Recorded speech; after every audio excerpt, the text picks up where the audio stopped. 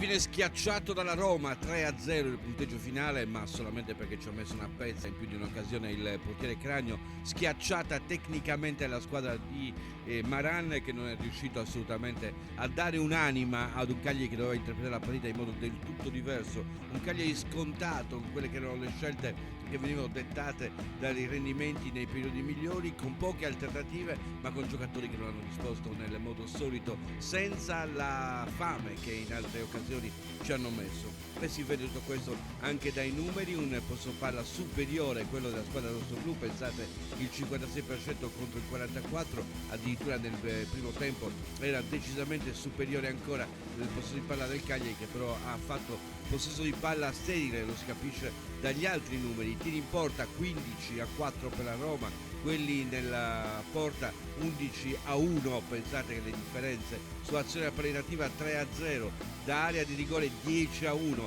da fuori 4-3, le parate 7-1, quelle di Cragno, le occasioni a gol 10-3 per la Roma, insomma schiacciata su ogni punto, malgrado poi vai a vedere quelli che sono i dati relativi ai passaggi, i passaggi riusciti 493 per il Cagliari, 383, l'85% tra quelli riusciti e tentati contro l'84% della Roma, i passaggi lunghi 34 la Roma contro il 21 del Cagliari, quelli medi e quelli corti ancora a favore del Cagliari, così come le azioni manovrate. Un Cagliari che doveva tentare di sorprendere la Roma, prenderla di rimpiatto perché non aveva dei giocatori capaci a centrocampo di riposizionarsi immediatamente, e invece il Cagliari li ha quasi aspettati, arrivava nella linea centrale del campo, si fermava e faceva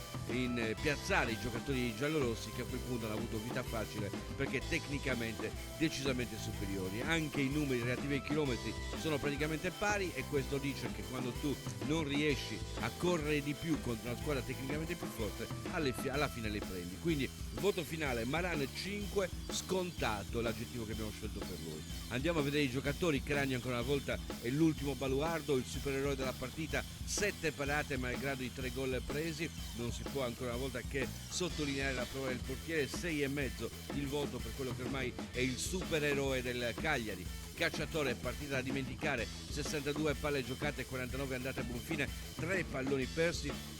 Ci ha capito poco da quella parte dove è stato messo sotto dal diretto avversario, che si trattava di El Shaarawy, che ha fatto il bello e il cattivo tempo, 4,5 il voto per Cacciatore, intrappolato. Pisacane 5,5 il voto, i due centrali hanno sofferto particolarmente per quello che arrivava soprattutto dagli esterni, 3 recuperi palla comunque da parte, scusate, 4 recuperi palla da parte di Pisacane, una palla persa, 73 palloni giocati, 64 andate a buon fine, una media superiore a quella di Cepitelli, 5,5 per Pisacane, strattonato l'aggettivo che abbiamo scelto. Cepitelli un po' sulla stessa lunghezza d'onda, meno palloni giocati rispetto a Pisacane, addirittura 69 con 59 andate a buon fine, 3 recuperi palla, 2 palloni persi, qualcosa in meno rispetto a Pisacane, voto comunque 5,5 anche per lui, travolto è il termine che abbiamo utilizzato. Anche sull'esterno di sinistra è andata decisamente male, 61 palloni giocati, solamente 37 andati a buon fine, un recupero palla,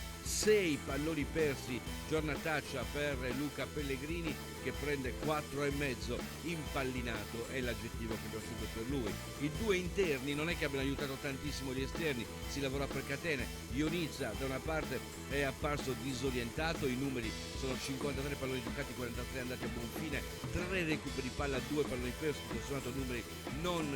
del tutto negativi, ma è nell'insieme con il collega di fascia che le cose non sono andate bene. 5,5 il voto per Ionizza, disorientato l'aggettivo che abbiamo scelto. L'altro interno era Nicolo Barella, anche se prima Ciccigarini, che al centro ha fatto quello che poteva, è stato asfissiato nel momento in cui aveva il pallone tra i piedi, 87 palloni giocati che comunque sono passati da lui, 65 andati a buon fine, 4 recuperi palla, 4 palloni persi, tutto in equilibrio tutto sommato per Ciccigarini, che però è stato poco incisivo, non è riuscito mai a dare profondità alla squadra. 5,5 il voto per Ciccigarini, asfissiato il termine che abbiamo utilizzato. Stesso voto anche per Nicolo Barella, 84 palloni giocati, ha tentato di fare qualcosa in più, 66 andati a buon fine, ma quella volta 2 recuperi palla e 6 palloni persi, anche lui non ha saputo fare catena nella corsia interna, e poi ha fatto qualcosa in più da trequartista. 5,5 disperso è l'aggettivo che abbiamo utilizzato per Barella. Birsa ha inciso veramente niente, 44 palloni giocati, 33 andati a buon fine,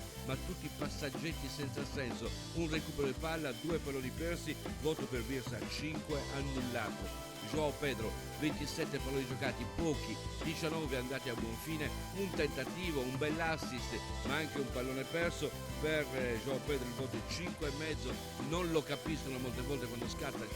a vuoto tantissimo insieme a Pavoletti, alieno è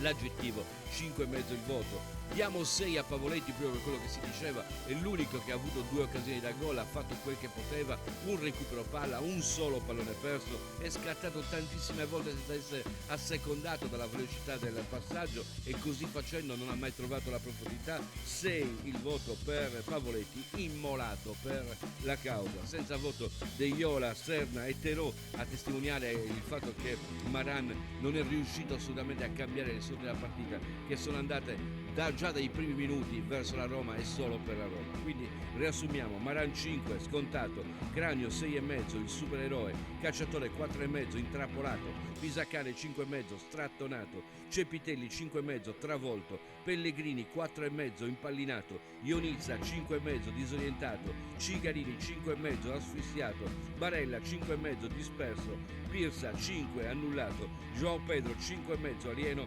Pavoletti 6 immolato. In tutta questa valutazione chiaramente abbiamo tenuto conto di un aspetto che non si può mai trascurare nel calcio: il valore dell'avversario. La Roma ha giocato bene ed ecco perché il Cagliari ha giocato così male, perché il valore della Roma è nettamente superiore a quello dei rossoblù.